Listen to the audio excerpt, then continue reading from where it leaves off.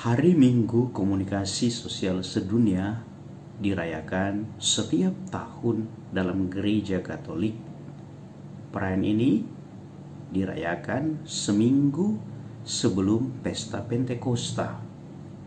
Hari Minggu Komunikasi Sosial Sedunia ini dimulai sejak tahun 1963 ketika dekret tentang upaya-upaya komunikasi sosial atau yang kita kenal dengan dekret atau dokumen Inter Mirifica menyebut secara sangat spesifik dalam salah satu pasal, yaitu pasal 18, memang ditetapkan oleh dekret ini.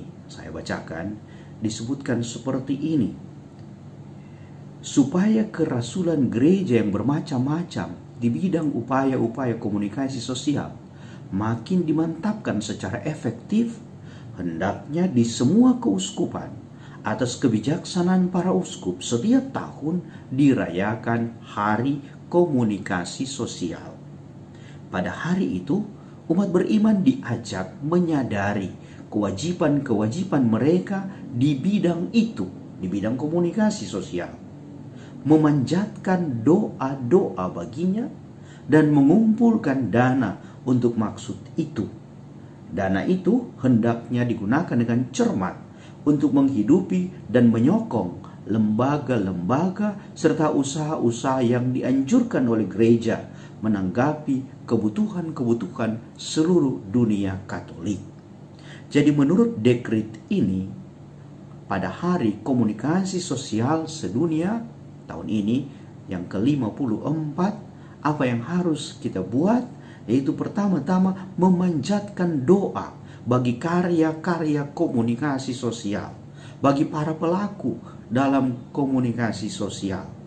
Kemudian yang kedua, yang pertama-tama adalah memanjatkan doa-doa, yang kedua adalah mengumpulkan dana juga. Karena itu ada derma untuk Minggu Komunikasi Sosial yang berlaku tahun-tahun sebelumnya. Nah, untuk apa dana itu? Tadi sudah dikatakan, untuk menyokong karya-karya komunikasi sosial.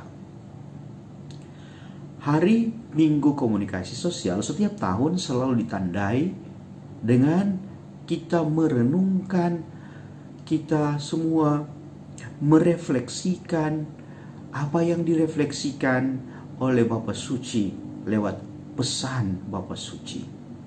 Tahun ini Bapa Suci menulis sebuah pesan yang sangat indah yang berbicara tentang topik utamanya adalah bercerita.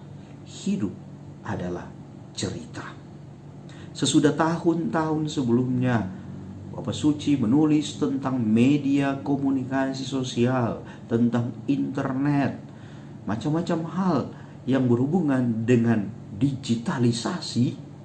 Tahun ini Bapa Suci bicara tentang bercerita. Kita mau menceritakan. Cerita apa? Cerita-cerita baik. Cerita apa? Cerita yang mempersatukan. Cerita apa? Cerita yang tidak membawa pemisahan. Di masa pandemi COVID-19 ini, cerita yang baik sungguh bukan cuma menghibur, tetapi menguatkan. Cerita yang baik, cerita yang menginspirasi hendaklah diangkat untuk kita saling memberi kekuatan.